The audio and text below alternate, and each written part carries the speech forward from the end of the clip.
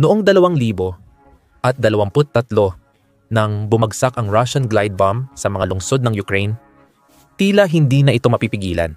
Kayang tamaan ng mga satellite-guided na sandata ang target mula malayo, kaya ligtas ang mga eroplanong Ruso sa labas ng abot ng depensa ng Ukraine. Sa loob ng ilang buwan, nagdulot ng matinding pinsala ang mga sandatang ito sa mga linya ng labanan, kaya napilitan ang Ukraine na maghanap ng mga paraan para kontrahin ito. Mas umasa ang Russia sa mga sistemang ito para mapuno ang depensa ng Ukraine, gamit ang dami kaysa kalidad upang patuloy na bigyan ng presyon ang mas maliit na hukbo. Gayunpaman, ang mga ito at ang kaugnay na sistema mula sa United States, ang Joint Direct Attack Munition o Joint Direct Attack Munition Precision Guided Package Add-on, ay hindi talaga umabot sa pinakabagong antas ng makabagong teknolohiya. Kahit ganoon, hindi lang nanonood ang Amerika sa teknolohikal na pagpapakitang ito ng mga simpleng bomba na ginawang matalino, kundi nagtatala rin sila ng mga obserbasyon. Ang bagong defense system ng United States sa radar ay maaaring baguhin ang estruktura ng makabagong long-range warfare. Pumasok ang Stormbreaker bomb, isang advanced na sandata na kusang hinahanap at tinatamaan ang mga target dahil sa artificial intelligence, real-time na pagsubaybay at operasyon kahit hindi magamit ang tradisyonal na sandata. Ang Stormbreaker ay malaking hakbang sa precision strike na dapat ikabahala ng mga kaaway ng United States na baka sila na ang susunod na target. Hindi lang ito ordinaryong smart bomb. Ito ay sandatang tumutugon sa halos lahat ng limitasyon ng kasalukuyang henerasyon at nagdadagdag pa ng mga kakayahan. Parang science fiction lang yon noong ilang taon lang. Pag-usapan natin kung bakit nakakatakot ang Stormbreaker missile at paano ito magiging top tier sa standoff warfare. Para maintindihan ang hinaharap, dapat nating suriin kung ano ang nagpapabisa sa mga kasalukuyang sistema at paano nila binago ang digmaan sa Ukraine. Dahil sa kaginhawaan, biglang lumitaw ang glide bombs sa himpapawid ng Ukraine. Particular, nang mapagtanto ng Russia na ang mamahaling mga sistema ay hindi nagbibigay ng resulta na katumbas ng kanilang halaga, bumalik ito sa mga ugat nitong Soviet upang pagsamahin ang lumang teknolohiya sa mga bagong paraan. Dahil dito, nagsimulang gumamit ang mga puwersang Ruso ng Unified Gliding and Correction Module o Unified Gliding and Correction Module sa mga sistemang Ruso upang gawing satellite-guided na mga sandata ang mga gravity bomb mula pa noong panahon ng Cold War. Ang base ng bomba ay ang Fiend Aerial Bomb, 500 na may 400 at 40 libra o 500 kilo ng pampasabog, ayon sa pangalan nito. Gumamit din ang Russia ng mga kauri ng bombang ito mula sa mas magaan na Fiend Aerial Bomb, 250 para mapagaan ang bigat ng bomba. Sa pagsubok palawakin ang saklaw gamit ang nakakatakot na Fiend Aerial Bomb, 3,000 na kayang sumira ng buong blok ng lungsod at mga pasilidad militar.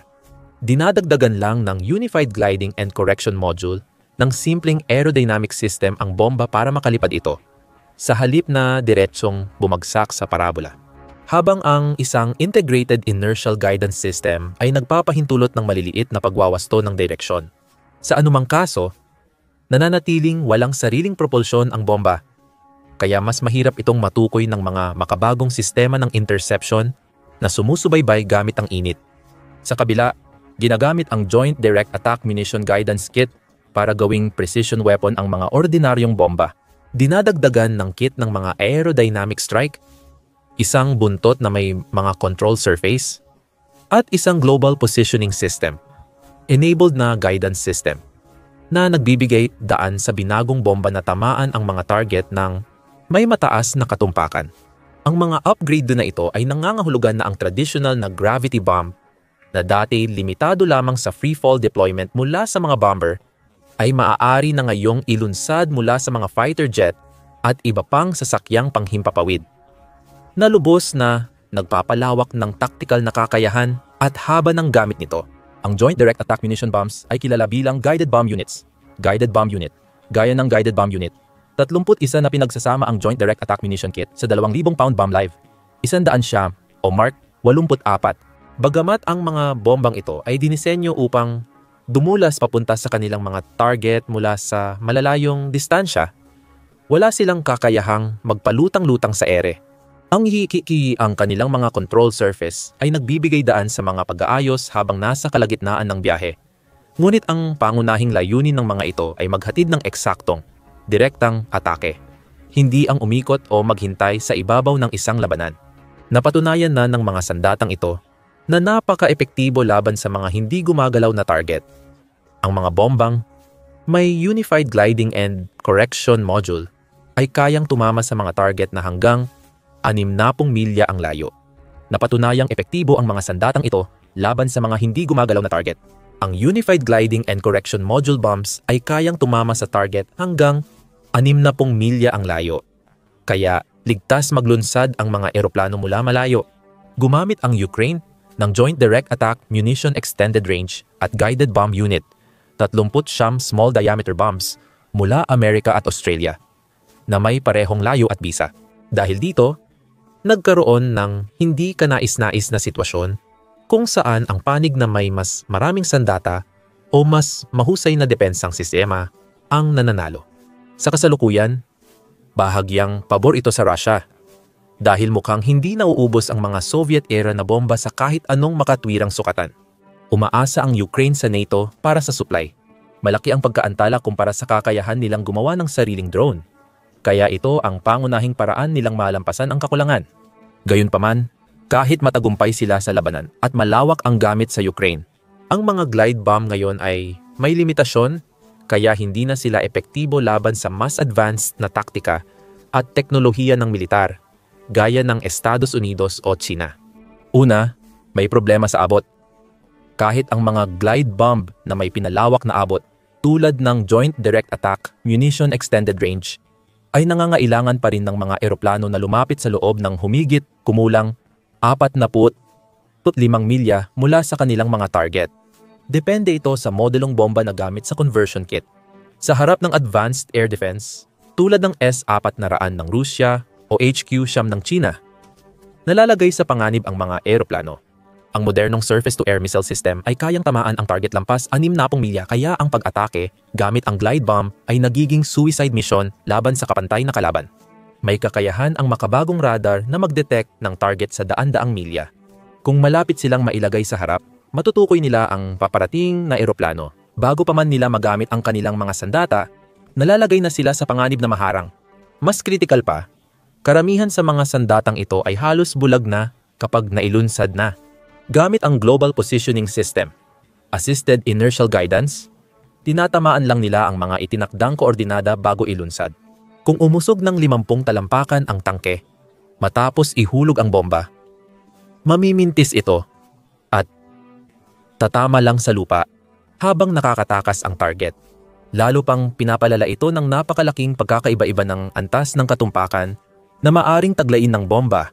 Sa paglipas ng panahon, bumababa ang circular error probable ng makabagong bomba. Umaabot sa ilalim ng 30 talampakan. Ibig sabihin, kalahati ng oras, ang bomba ay tatama sa loob ng 30 talampakang bilog sa target. Pero ang mga lumang bomba ay maaaring may circular error probable na 100 talampakan pataas. Iniulat na nabawasan ng Rusya ang circular error probable ng ilang sistema mula 100 at 60 sa 16 na talampakan, pero hindi pa rin tiyak kung nadagdagan ang bilang ng mga tama. Kung biglang mas maging dikit-dikit ang mga tama, maaaring mas lumala pa ang isang guided bomb na hindi sumusubaybay sa target nito, dahil ang isang hindi gaanong eksaktong bomba ay maaaring tumama pa rin dahil sa paglihis ng direksyon. Lalong naging problema ang limitasyong ito dahil mahalaga na ngayon ang bilis at liksi sa makabagong digmaan.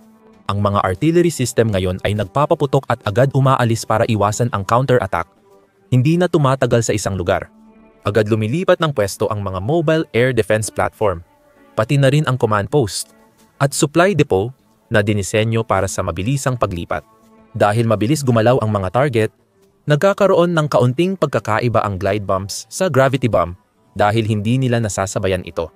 May ibang seryosong problema rin ang mga alternatibong long-range precision missile. Ang mga penetration weapon gaya ng air-to-ground missile, 158 ay kayang buhatin ng malalaking eroplano at limitado lang ang dami. Ang F-35, ang pangunahing stealth fighter ng Amerika, ay hindi kayang magdala ng Joint Air-to-Surface Standoff Missiles o Joint Air-to-Surface Standoff Missile sa loob. Ibig sabihin, isinusuko nito ang stealth profile nito kung magdadala man ito ng mga iyon. Mas mahalaga na ngayon ang missile at mas madaling matukoy ang malalaking strike team. Ang Stormbreaker ay dinisenyo upang malampasan ang mga hadlang na ito at maging handa sa mga posibleng pag-unlad sa hinaharap sa loob ng maraming taon. Ang pangunahing bago sa Stormbreaker ay ang G-Mode Seeker system na nagpapaluma sa mga lumang paraan ng paggabay. Kung ikukumpara, ang mga traditional na glide bomb ay gumagamit ng Global Positioning System coordinates, katulad ng isang address sa kalye. Ngunit ang kanilang katumpakan ay maaaring masukat sa antas ng mga gusali. Pinagsasama ng Stormbreaker ang millimeter wave radar, infrared imaging, at semi-active laser guidance sa iisang targeting system na pinapagana ng onboard artificial intelligence. Hindi lang ito kalabisan para lang sa pagiging maaasahan. Nagpapalitan ng datos ang mga sensor para makabuo ng 3D na pag-unawa sa lugar sa aktwal na oras. Ang millimeter wave radar ay sumusubaybay ng sasakyan kahit sa usok o alikabok, habang ang infrared sensor ay natutukoy ang heat signature at klase ng sasakyan. Ang laser seeker ay tumutulong sa eksaktong gabay sa dulo ng pag-atake. Pinag-iisa ng mga sistemang ito ang potensyal na gamitin ang artificial intelligence para sa mga taktika ng militar at real-time na pagsubaybay. Hindi lang pinoproseso ng artificial intelligence ang datos at ipinapasa sa deployment platform.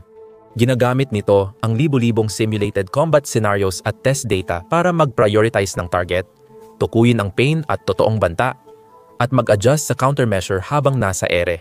Base sa datos ng Raytheon, 100% tagumpay ang integrated na paraan sa mga kamakailang pagsubok gamit ang F-35 fighter jet. Bagong antas ito ng katumpakan, ngunit di patiyak kung paano gagana sa totoong sitwasyon.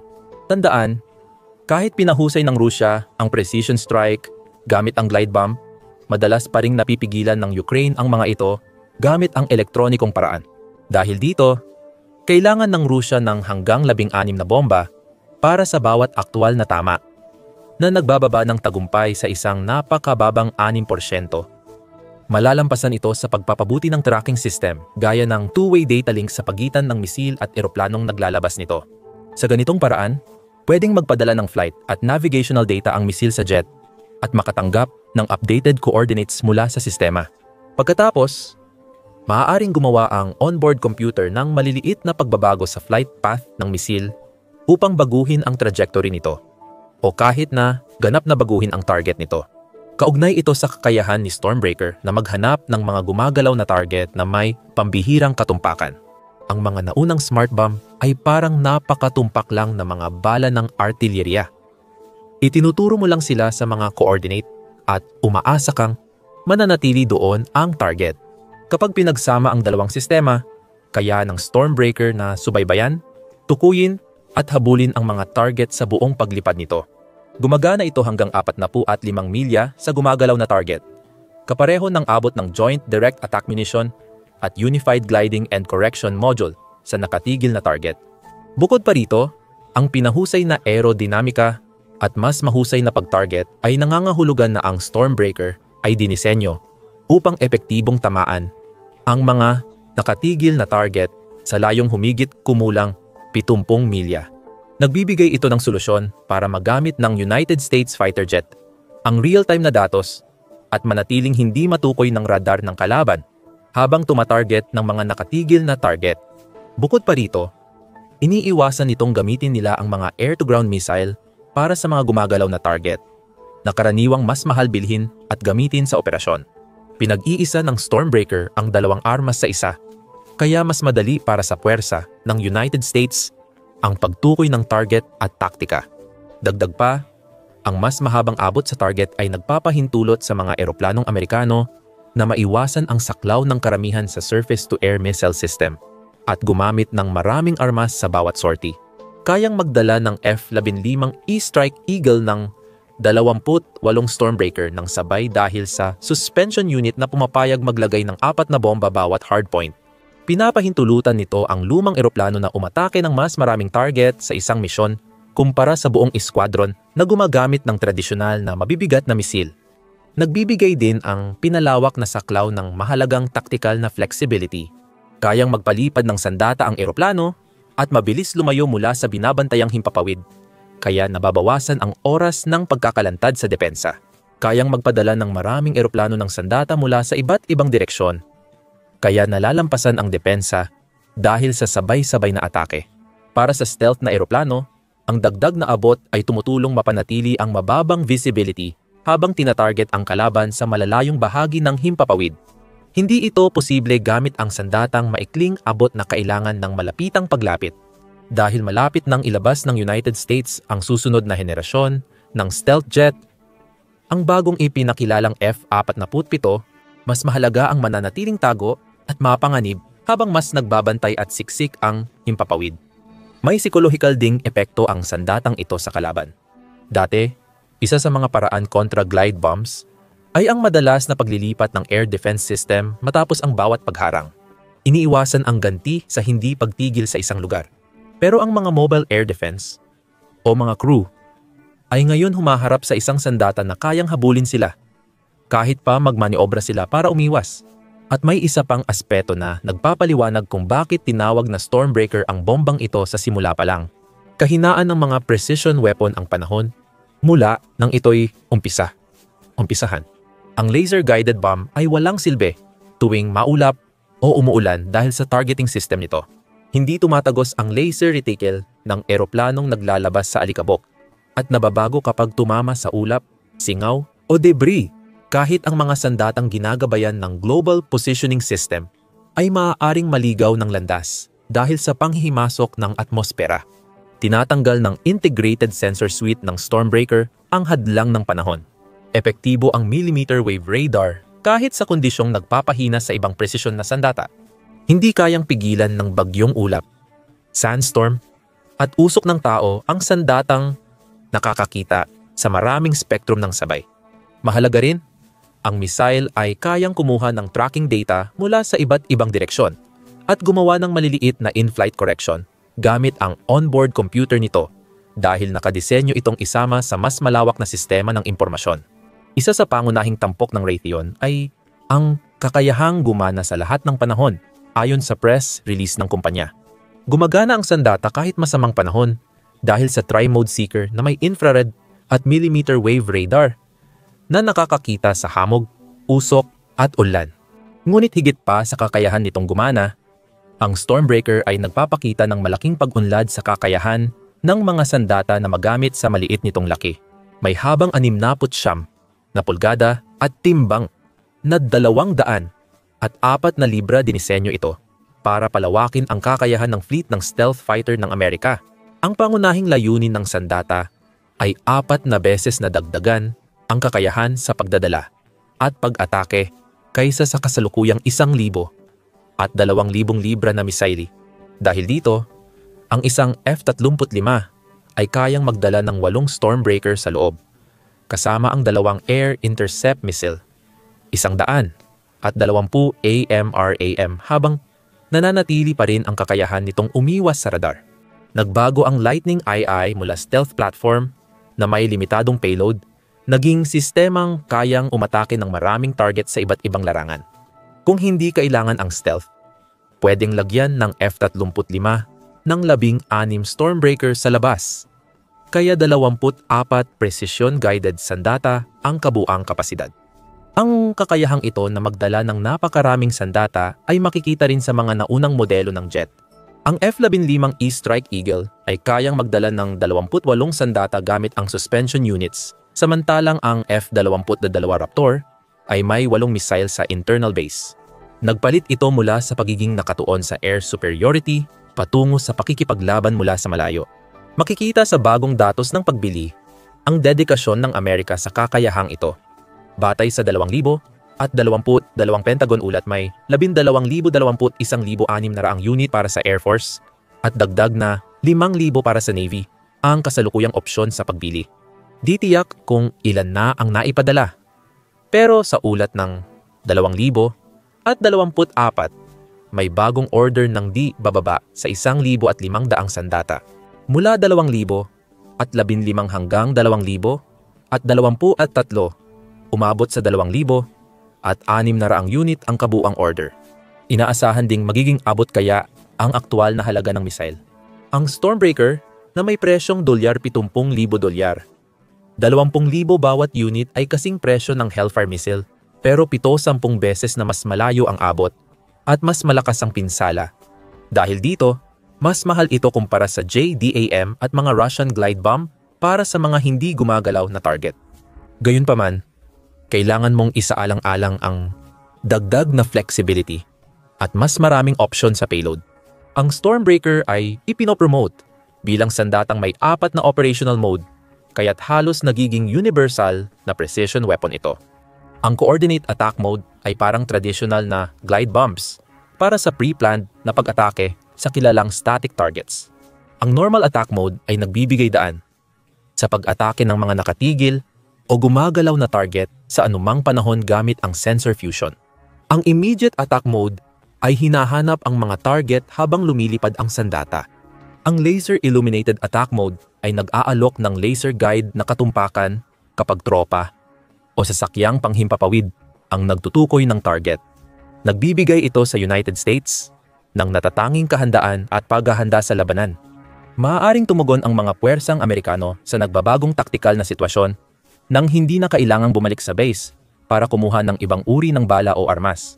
Sa isang misyon, pwedeng labanan ang Mobile Surface-to-Air Missile Bunker at iba pang target gamit ang isang armas. Pinapasimple rin nito ang pagbili ng armas sa hinaharap kung magiging kasing epektibo ang Stormbreaker tulad ng ibang sandata na may parehong range. Pinapayagan nito ang United States Military-Industrial Complex na magretiro ng lumang sistema at mag-focus sa paggawa ng mas maraming long-range at multi-purpose missiles. Maaaring ilipat ang pondo mula maintenance or retrofitting papunta sa production at imbakan. Para sa mga commander ng air defense ng kalaban, ang Stormbreaker ay kumakatawan sa isang ganap na bagong banta. Ang tradisyonal na taktika ng pagsasama ng mobility at pagtatago para labanan ang mga sandatang may iisang gamit ay nawawalan ng saysay laban sa isang sandata na aktibong naghahanap kahit ano pa ang kondisyon. Kasabay nito, lalong mahirap ipatupad ang electronic warfare kapag maraming redundancy ang sistema, habang gamit ang isa sa pinaka-advanced na intelihensya sa mundo. Dahil artificial intelligence-driven ang pag-target ng sandata, posibleng hindi problema para sa misil ang mga pain at countermeasures. Pinaka-nakakatakot para sa mga kalaban. Ang napakalaking potensyal ng dami ay nangangahulugan na madaling malulunod ang mga defensive system. Kayang maglunsad ng 100 at 12 Stormbreaker ng 4 na F-15I mas marami pa kaysa misil ng ilang bansa. At ayon sa kasalukuyang datos ng pagsusuri, mukhang malalampasan pa ng Stormbreaker ang kahanga-hanga nitong disenyo at mga espesipikasyon. Ang tagumpay ng F-35 sa mga kamakailang pagsubok ay nagpapakita ng mataas na pagiging maaasahan na bihira sa presisyon na sandata. Dagdag pa, ang sabayang pagsubok ng Raytheon ng sandata sa mas maraming plataporma ay nagpapakitang nakatuon ito sa pag-optimize para sa lahat ng pangunahing sistema ng United States. Maaari rin itong makaapekto sa ibang bahagi ng NATO dahil ang alyansa ay gumagawa ng sasakyang panghimpapawid para magamit at ma-upgrade ang mga arsenal ng isa't isa kung kailangan. Bukod pa rito, maaaring hindi lang sa mga jet limitado ang Stormbreakers. May mga version na inilulunsad mula sa lupa at may sariling power na sinasabing sumasailalim na rin sa pagsubok. Ang mga opsyong ito ay papayag magamit ang missile kapalit o kasabay ng traditional na mid-range precision strike weapons tulad ng High Mobility Artillery Rocket System kapag kailangan mong tamaan ang gumagalaw na target sa mas maikling distansya. Maaring magdulot ito ng development loop kung saan ang bomba na may propulsion ay nagiging mas epesyente kapag inilunsad mula sa ere. Sa mas pinalawak na operational range ng eroplano, kayang dalhin ang missile sa totoong long-range operations at iwasan ang mga problemang kinakaharap ng glide bombs. Ang mga bagong plataporma gaya ng B-21 Raider at F-47 ay maaring magbigay ng kakayahan sa pag-atake na maglalagay sa maraming target ng kalaban sa panganib mula sa mas malayong distansya. Para sa mga kaaway ng Amerika, ang Stormbreaker ay simbolo ng teknolohikal na agwat na mahirap punan. Pinagsasama ng sandata ang makabagong agham ng materyales, bagong elektronika, sopistikadong pagtutok, at tumpak na paggawa. Hindi iyon isang bagay na kayang buuin mula sa simula sa loob lamang ng isang dekada. Kapag nagsimulang gamitin ng mga Amerikanong stealth fighter ang mga sandatang ito, sa sapat na dami at sa iba't ibang sangay. Haharap ang mga kalabang puwersa sa isang simpleng katotohanan. Wala nang ligtas na lugar. Salamat sa panonood. At para malaman kung paano hinaharap ng United States ang mga bunker, panoorin ang aming video tungkol sa mga pag-atake sa bunker ng Iran. Para sa updates sa bagong teknolohiyang militar at hinaharap ng digmaan, mag-subscribe sa The Military Show.